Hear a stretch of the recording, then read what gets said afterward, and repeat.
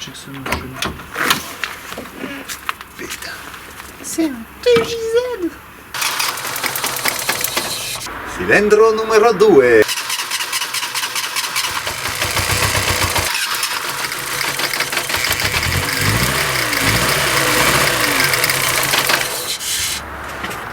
On a un problème là. 75. Elle tourne pareil. 75. Et ben voilà. Elle monte à 75. Succulente les moteurs de la penna. Bon c'est pas grave, on mettra un 1 litre, c'était de la merde de toute façon, 900 cm3. Le peu qu'il y avait.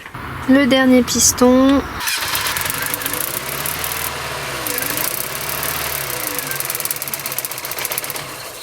Allez, il a fait un meilleur score, il est à 65. Du coup ma théorie était bonne. 2 sur 4. C'est que je pense qu'on l'a acheté avec un cylindre mort. Et c'est pour ça qu'elle avait pas de jus et qu'elle tournait toujours sur 3 pattes. Et là elle tourne comme une Harley Davidson, c'est cohérent. Mais c'est vraiment ce que je pensais en plus. Hein. Donc on a 2 cylindres de mort. Ouais. Alors est-ce que c'est soupape ce qui est la maladie là-dessus? C'est possible. C'est possible.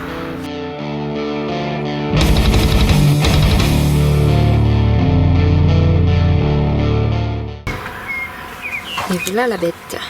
Bon, faut qu'on enlève l'arbre. Et qu'on enlève ça. Et celle-là, qui en est une, dans le trou de la pipe d'admission moulée. Ça y est. Bon, on se verra, faut bien. Bon alors que je vous explique un peu. La Fiat c'est vraiment l'enfant un peu mal aimé de la famille. On l'a acheté 400 balles en 2019, dans un état assez moyen, on a essayé de la rendre sociable avec des sangliers, ce qui l'a pas vraiment arrangé. Mais elle a toujours tenu bon, elle a toujours démarré, et elle est quand même bien pratique pour aller au ski, pour se garer n'importe où, faire un petit peu de chemin et tout ça. Donc on a décidé de la remettre en état, plutôt que de la mettre à la casse alors qu'elle l'aurait peut-être bien mérité. Mais le pire c'est qu'elle avait déjà une direction qui était en train de lâcher, qu'on va devoir remplacer, et ce qui est venu s'ajouter à ça, c'est ce problème de moteur qu'on vient de constater ensemble. Donc là le but ça va être de la refaire avec un minimum de choses, juste pour qu'elle roule bien, et essayer de faire un taf à peu près correct. Ouais. Démontage du collecteur On voit bien, hein. pour pouvoir sortir. On voit tout ce qui se passe. Mais je sais. Qui motore!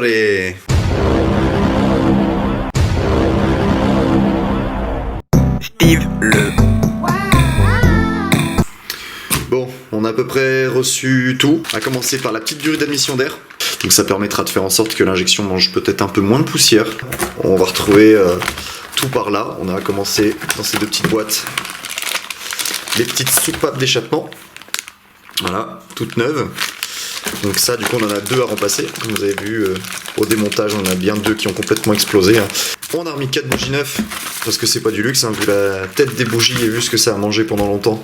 Un petit kit, du coup, pour roder les soupapes. Donc je vais toutes les repasser au rodage, pour refaire vraiment l'étanchéité, même des soupapes qui sont pas HS. Comme ça, on regagnera un petit peu en compression partout. Une pochette de joint. Alors, j'ai pas pris les pochettes de joint au moteur. J'ai pris ce qu'ils appellent les pochettes de rodage moteur. Alors au début je me suis dit que c'était vraiment des joints spécifiques pour roder les moteurs ou j'en sais rien. Mais en fait non, c'est vraiment pour tout ce qui va être au moteur si vous faites que de déculasser entre guillemets quoi. Donc il y a largement ce qu'il faut moi par rapport à ce que je vais démonter, étant donné que je vais pas démonter plus bas. Et ça c'est ce qu'on va faire aujourd'hui. On avait du jeu dans la direction. Donc comme vous le voyez, j'ai des embouts, des rotules comme ceci. Donc les 2 côtés, j'ai les 2. Et surtout, une petite pièce. Pas petite pièce. La crémaillère complète. Parce que le fait de ne plus avoir la culasse, on gagne quand même beaucoup en accessibilité pour aller remplacer cette crémaillère de direction.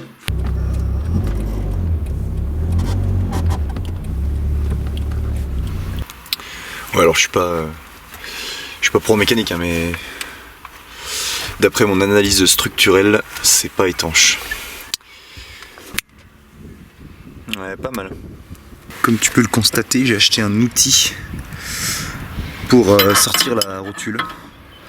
Alors je pense avoir compris le principe. Parce que à taper dessus comme un sourd, en fait j'ai juste explosé le filetage de la rotule en fait. Et après, l'autre côté. Et ensuite l'avantage c'est que j'ai cette place qui n'existait pas avant. Et du coup j'accède très facilement à la fixation.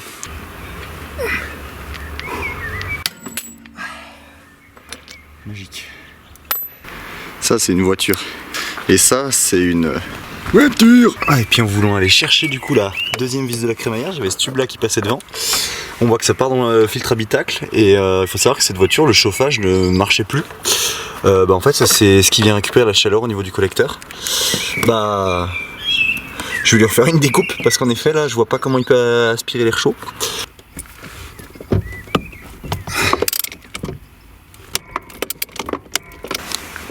Ok, ça y est, c'est démonté.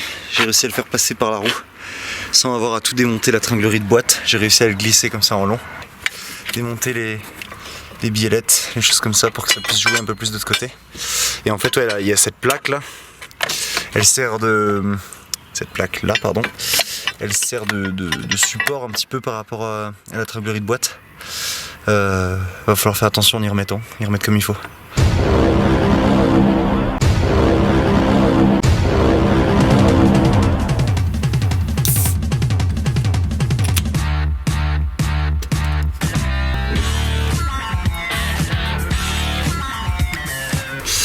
Bon, opération du jour.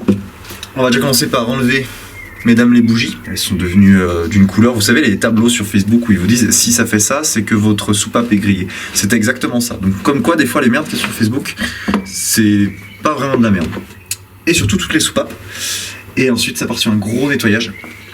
Histoire de repartir sur des bases saines avant de tout remonter. De remonter toutes les soupapes, de toutes les reroder et de changer les deux soupapes d'échappement des cylindres numéro 3 et 4. Qui ont des bronchies, qui peuvent maintenant respirer sous l'eau. Bah, y'a plus qu'à. Bon alors, je suis pas sûr, hein, mais globalement, quand le joint de queue de soupape il vient en 2 morceaux, je crois qu'il était moyen étanche. Ce qu'il faut savoir, c'est qu'en fait, le problème de base provient bien de ces joints de queue de soupape. En fait, l'huile finit par passer, descend le long des soupapes et vient se loger dans le siège de soupape, ce qui les fait exploser par derrière. Et c'est ça qui a créé le problème, en fait. Soupapi mouniagno. Soupapi. Là, on voit, ça a carrément soudé le bout de soupape qui a explosé. Oula, la mise au point. Hein. Ouais. Ça a carrément soudé. Bon, ce qu'on voit bien quand même, c'est qu'on voit bien le bout de la soupape qui est parti en morceaux et qui a été martelé du coup sur la culasse. Hein. On voit que c'est pas mal abîmé. Voilà, on voit tous les petits impacts. Donc bon, on va nettoyer et bon forcément c'est pas top, hein, mais on pourra pas faire beaucoup mieux. Hein. Petit nettoyage. Alors à l'intérieur, on a fait un peu comme on a pu avec les moyens du bord. On n'arrive pas forcément à tout dégraisser, on essaie surtout d'enlever un maximum de matière. Et par contre à l'extérieur on avait un petit produit que j'ose pas trop mettre dans le moteur parce que j'ai peur qu'il fasse un peu trop de dépôt, mais par contre qui va nous permettre de au moins lui redonner un aspect esthétique extérieur un peu correct. Bon là c'est en train d'agir mais de l'autre côté c'est fait. Je sais pas pourquoi, tout cela se sont mis très bien et lui il a complètement pété un plomb, il s'est déchiré sous le côté. Donc on en a recommandé, ça retarde un petit peu les travaux, mais on a repris les mêmes parce que du coup il n'y en a pas un d'avance. Et ça on sait pas trop si en le rentrant, il y en avait un ici qui était déjà un peu ovalisé dans la boîte, donc ils ont peut-être été un peu écrasés dans le colis. Donc pour l'instant on va remonter que les soupapes, donc les 2 qu'on vient de remonter là et les 3 là. Donc là hop, on a déjà une soupape neuve. Et là du coup on est en train de démonter aussi les autres, donc on a essayé de les nettoyer un peu comme on pouvait, on enlève un peu la calamine. Et là on remet aussi les anciennes, on voit qu'elles ont un peu des fois des points de chauffe, donc là pareil on l'a un peu poncé, nettoyé. Et surtout on les passe du coup avec la pâte à rodage, parce qu'on voit que les petites portées sont pas top. Donc on les repasse un peu à la pâte à rodage, etc. Toutes les autres soupapes.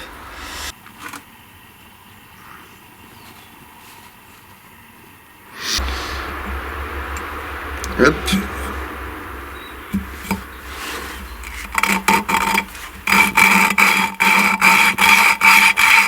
Là on voit normalement que ça a poncé un petit peu.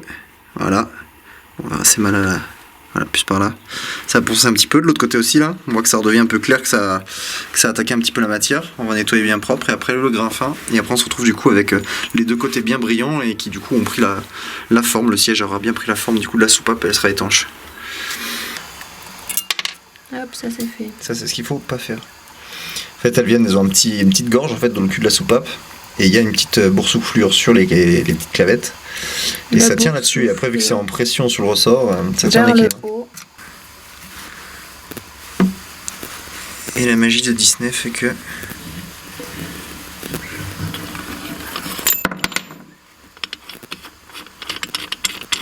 Ça tient en place.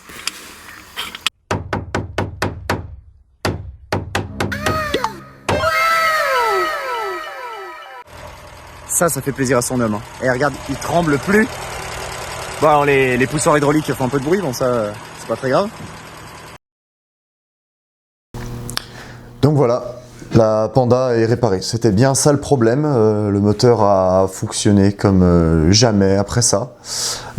Plus de vibrations. Donc ma théorie était bonne. Il y avait bien une soupape qui devait être grillée depuis que je l'avais achetée en fait. Hein, donc ça faisait un moment qu'elle roulait comme ça. Donc là on l'a vraiment connu comme jamais. C'est-à-dire que vraiment on avait beaucoup plus de puissance, beaucoup plus de couple. On pouvait passer les vitesses beaucoup plus tôt. Vraiment super. Plus de vibrations, plus rien. Le chauffage remarchait vraiment impeccable. On s'en est servi après ça, on a fait beaucoup de trajets, on a pris l'autoroute, vraiment on s'en est beaucoup servi, on a peut-être fait 1000 km avec, pas un seul problème. Autant dire qu'on s'était dit que c'était bon, que le moteur était sauvé et que c'était juste ça. Malheureusement, il s'est passé ce qui s'est passé, c'est-à-dire qu'en allant récupérer la chère Subaru qui sortait de préparation de mon cher ami Thibaut, que j'avais présenté sur la chaîne, je m'arrête en fait juste avant de prendre l'autoroute en me disant que j'ai envie de vérifier si ça n'a pas trop bougé dans la direction, puisque la direction a été changée, j'avais l'impression d'avoir une petite sensation bizarre, mais vraiment c'était juste pour être sûr, je voulais être sûr que rien n'ait bougé.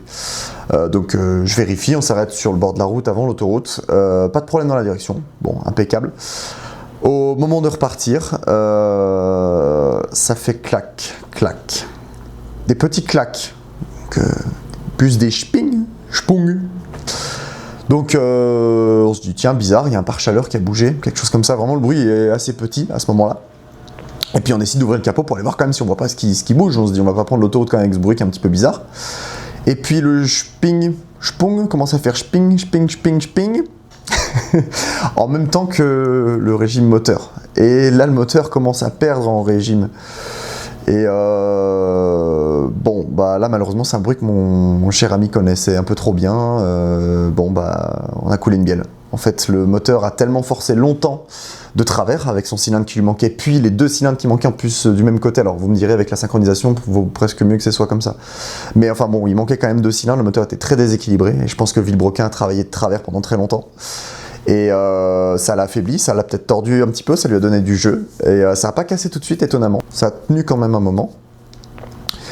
Et bien malheureusement, au bout d'un moment, bah, c'est à cet endroit que ça a relâché. Donc vu que la puissance est revenue, etc., c'est le Villebrequin en fait qui a craqué. Et donc là, on part sur un tout autre problème, qui est vraiment au niveau du bas moteur. Moi, le problème, c'est que je suis assez peu équipé. En fait, ici, j'ai pas de chef, j'ai pas de quoi sortir le moteur réellement. C'est quand même assez compliqué. Et bon, franchement, j'avais pas envie de me lancer là-dedans, surtout que je venais de faire le haut moteur. Ça valait carrément plus le coup de choper un moteur depuis le début, en fait, malheureusement. Donc la réparation aura servi quand même très provisoirement. Donc je l'aurais connu dans son prime absolu, avec un moteur qui fonctionne nickel. En plus, on l'avait un peu renettoyé et tout machin, donc c'était top. Mais bon, bah, malheureusement, on l'aura tenté et ça aura fonctionné un temps, mais ça a recassé plus bas. Et donc c'est la triste fin de cette Panda que vous ne reverrez plus, puisque du coup aujourd'hui elle ne m'appartient plus, je l'ai revendue. Elle sera restaurée d'ailleurs par la personne qui l'a rachetée, donc elle partira pas à la casse, et donc à mon avis le moteur sera changé. Donc voilà, c'est la triste fin pour la Panda, mais j'ai hésité à publier cette vidéo parce que bah, j'ai aussi perdu énormément de vidéos à la fin. C'est pour ça que c'est très raccourci, parce que mon téléphone a lâché à ce moment-là et j'avais beaucoup de rush en téléphone. Donc c'est la catastrophe cette vidéo, mais j'ai voulu la sortir quand même en l'état. Donc bah écoutez, j'espère que ça vous aura fait au moins un peu rire, et puis que au moins si vous avez une Panda 900, vous savez qu'il faut changer les joints de queue de soupape, parce que c'est vraiment la faiblesse de ces moteurs. Et valable du coup pour Seicento et Cinquecento. Donc voilà, la réparation fonctionne quand même, mais il faut le faire plus tôt, quoi. Faut pas attendre 10 ans, quoi. Merci à tous en tout cas, et puis bah, une prochaine.